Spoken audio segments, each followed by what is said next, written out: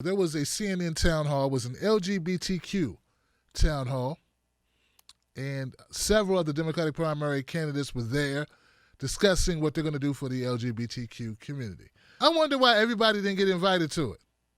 Why do they segment out who gets to come to that town hall? I don't get it. It's just more people voicing more issues about a topic you care about. Why not give more people the opportunity to show up? Unless it's not about that, Johnson. Maybe it's about ratings, Johnson. Just maybe. Beto O'Rourke said something that made news, guys. Beto O'Rourke said the religious institutions would lose their tax-exempt status if they oppose same-sex marriage. Right. If you oppose same-sex marriage, no more tax-exempt status for you. He said there can be no reward, no benefit, no tax break. Oh, who am I kidding? It's not exactly the way he said it, is it? There can be no award, no benefit, no tax break for anyone in any institution, any organization in America that denies the full human rights of the full civil rights of every single one of us. And so, as president, we're going to make that a priority, and we're going to stop those who are infringing upon the human rights of our fellow Americans.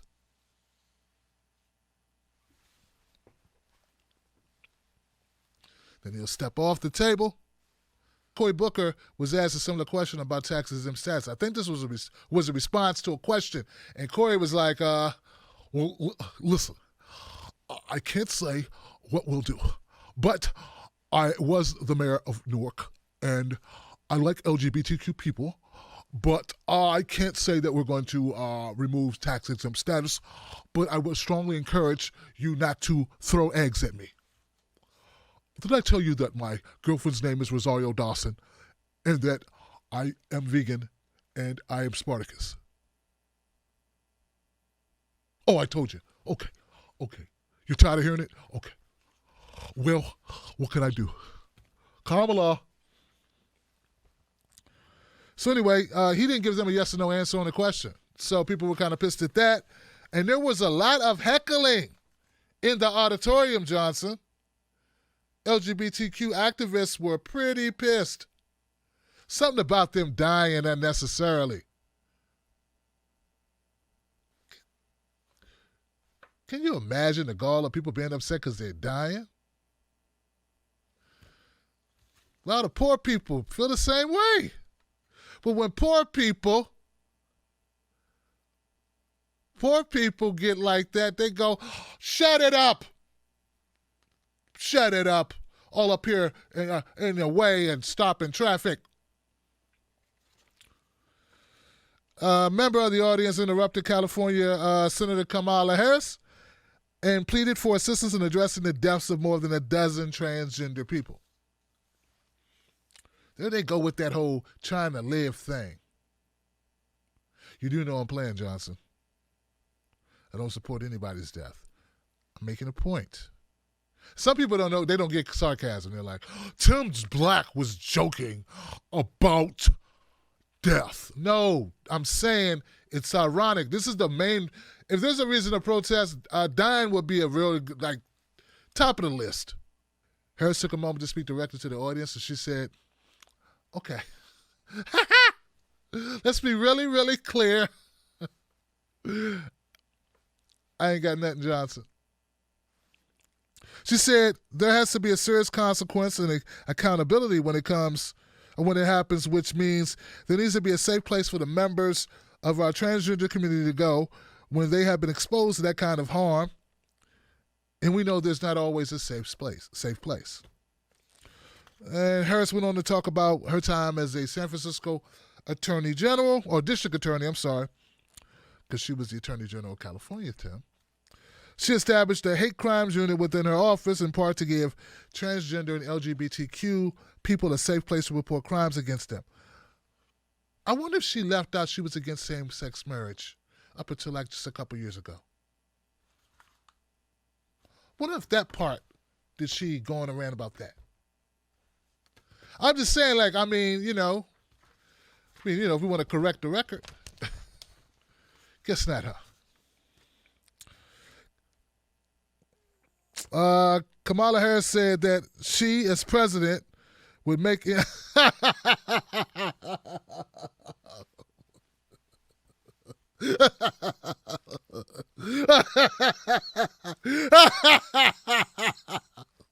She just said she as president. I just had to laugh because she's got just as much chance being president as she does being an astronaut, Johnson. I love it when you talk like that. I love when you do what you do. The eternal optimist. We know you running for 2028, man. Ain't nobody fooling you. Ain't fooling nobody. 2024. Come on, man. Come on, man. You're not running for this. You're not running for this term. We will end HIV/AIDS, Harris said.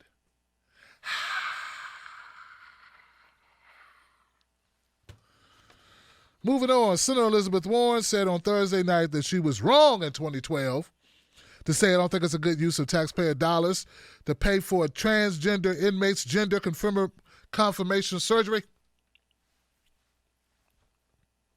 Yeah. Asked by Chris Cuomo if she regrets that remark, the Massachusetts senator said simply, "You betcha." Listen. It reminds me of a story. When I was a little girl out there in the farm, gee willikers and fiddly sticks and Fuddruckers, goobly gobbly gook. Darn it, I was out there. Oh, golly gee willikers. There was transgender people, and they were walking, fiddly sticks just walking towards me. And I said, oh, whoopie stackers. Oh, s'mores and milk. Cookies out the oven. This is amazing. And then I said, wow. But I don't want to live next to him not because I'm prejudiced, because gee willikers Johnson, my man, mama, grandpa, and my Native American friends. She said it was a bad answer. Yes, and I believe that everyone is entitled to medical care and medical care they need. And that includes people who are transgender, too. What a shallow line. Because I believe people are entitled to medical care and medical care they need. And that includes people who are transgender. It almost sounds like you're not saying transgender people are people. Yeah, like we think that everybody deserves water, all people deserve water, and that includes the blacks. I would hope so, mofo. We get thirsty, Johnson. They love getting Elizabeth Warren the easiest path to victory. Oh, they do this like, here you are. Oh, are you walking? Are your ankles okay? You sure? But someone, get somebody out there to massage her feet. She's walking. She's walking on her own steam here. Get down here. Let her walk on your face. Okay, you okay, Elizabeth? Are you fine? Okay, here we go. Get that reporter. Get him out of here. This man doesn't have the authority to be here. He's got a microphone. Get him out of here. Okay, here we go. It's a little breezy here. Everyone catch the pollen with your hands. Catch it. Like snowflakes, catch it with your tongue. Catch the pollen before it hits Elizabeth. She's our anointed one.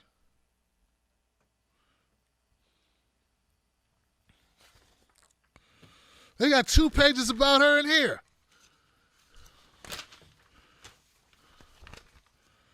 Anyone boo? Boo! It was like a John Kerry moment, wasn't it, back there, I bet? Stop booing Elizabeth. It's going to be a John Kerry moment. Don't tase me, bro. Remember that? Pete Buttigieg. Hold on, man. Elizabeth Warren has a plan for responding to people who come up to her at rallies and say, my faith teaches me that marriage is between one man and one woman. The question came from an audience member channeling a phrase often invoked by marriage equality opponents who, as she put it, describes themselves as old-fashioned. Well, I'm going to assume it's a guy who said that.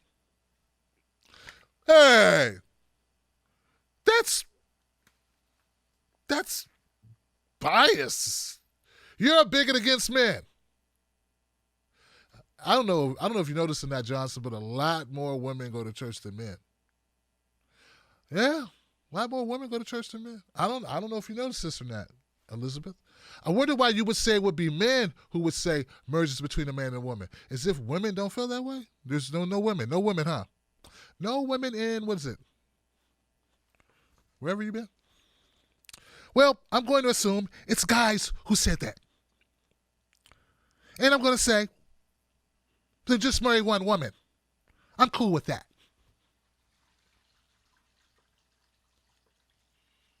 Pretty good line, Johnson. Pretty good line. I mean, if you're an idiot. Just say it. Oh, dummy. Look, man, people have religious beliefs. I don't know why they would come tell you about it. I believe that a man and a woman, marriage is only between a man and a woman. All right. Good luck with your marriage. Why are you telling me? All right. Pete Buttigieg said that using faith as a reason to discriminate against LGBTQ people makes God smaller.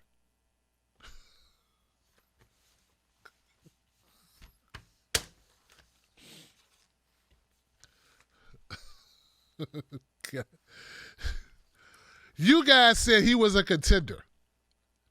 I got an article here from, I think it was The Nation. It was lauding him, or the New Republic. It was claiming, oh, Pete Buttigieg, oh, the great Pete Buttigieg. This is what I mean. When he says things, they don't make any sense, Johnson. They sound good, but they make no sense. How does a person thinking that marriage is between a man and woman, how does that make God smaller? If you believe in God, there's no way it could be made smaller, Johnson.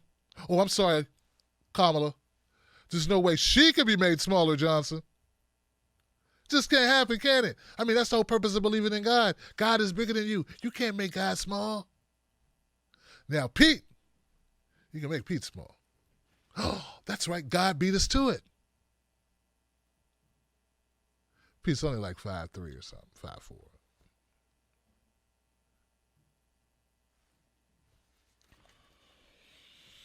He also said it was an insult to faith. Because you don't want to, The South Bend, Indiana mayor often talks about his personal faith. Why? I don't know. I never asked him.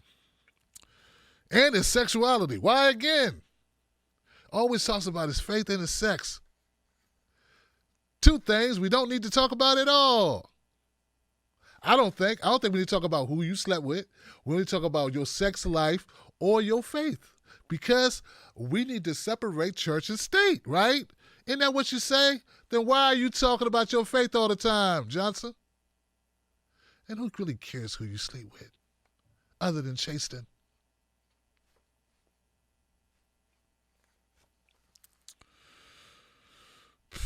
He was asked whether he can point to any teaching in faith that allows restaurant owners to deny service based on so-called religious liberty.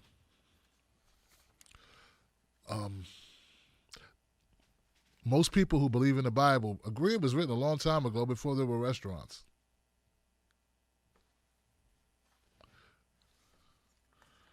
Without telling others how to worship, the Christian tradition that I belong to instructs me to identify with the marginalized, and the greatest thing that it...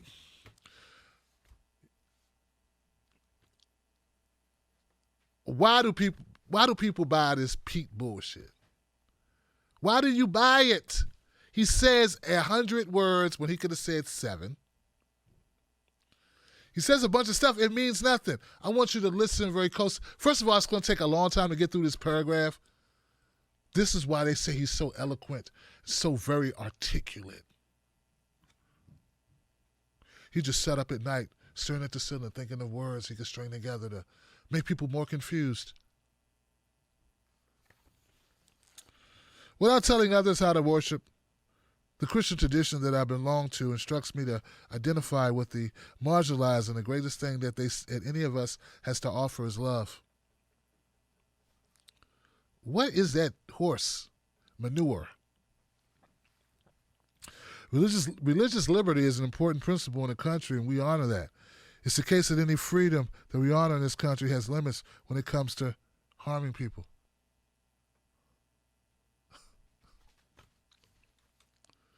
Why can't I get the Latino and black vote? I'm wondering how you got the white vote. Only the pretentious whites.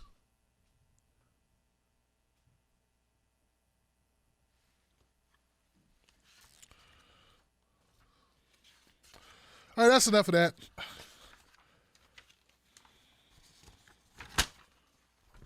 That's enough, Johnson. Moving on to the next story. I'm just saying, man, horrible. Horrible.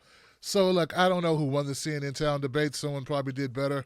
Obviously, Pete is the favorite because, well, I don't know if you noticed or not, but he's gay. And he's married to a man. So he had to win, right? That's not identity politics.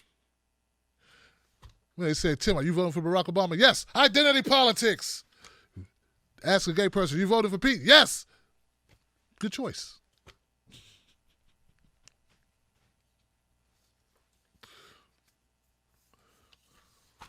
All right.